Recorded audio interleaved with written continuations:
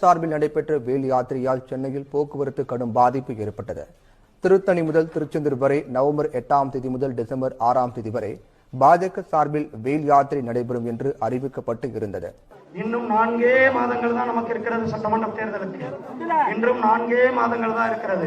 திருவெற்றியூர், ராயபுரம், காசிமேடு உள்ளிட்ட பல்வேறு இடங்களில் வாகனங்கள் பல மணி நேரம் காத்திருக்க வேண்டிய சூழல் ஏற்பட்டது.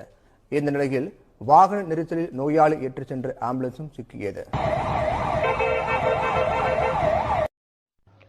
சென்னையில் போராட்டத்தில் பங்கேற்க வந்த திமுக செயல் தலைவர் ஸ்டாலினுக்காக நோயாளி வந்த ஆம்புலன்ஸ் திருப்பிவிடப்பட்ட சம்பவம் பெரும் அதிர்ச்சியை ஏற்படுத்தியுள்ளது. சென்னை அண்ணா சாலையில் நடைபெற்று வரும் போராட்டத்தில் பங்கேற்பதற்காக சேப்பாக்கம் வழியாக திமுக செயல் தலைவர் ஸ்டாலின் வந்து கொண்டிருந்தார். அப்போது சரியான பாதையில் நோயாளிகளுடன் வந்த ஆம்புலன்ஸ் ஸ்டாலினுக்காக திருப்பிவிடப்பட்டனர்.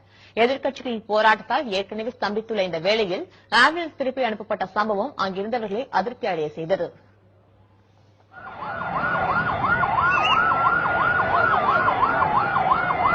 என்னது இது? அவசர ஒரு வழிவிடு.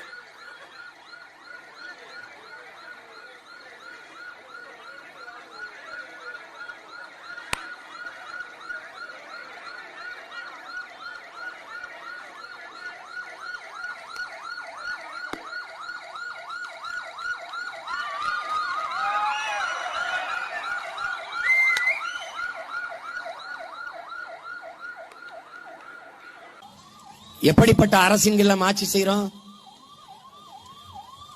அதுக்கு வழிவிட சொல்லுப்பா.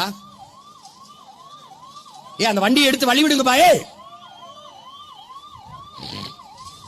இந்த குறுக்க போட்டுக்கிற தமிழ்நாடு அரசு அது குறுக்க தானே நிக்கும்.